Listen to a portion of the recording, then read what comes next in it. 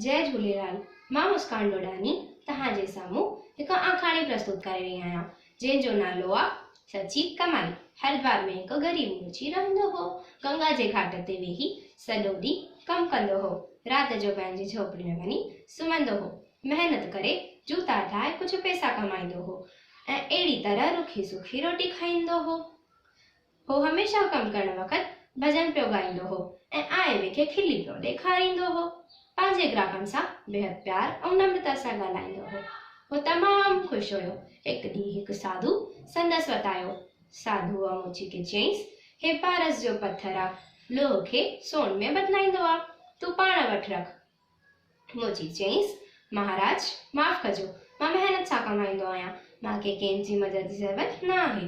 सादे खाधे ऐं सादे झोपड़े में मां बिल्कुलु ख़ुशि आहियां ऐं राज़ी पर्सन आहियां।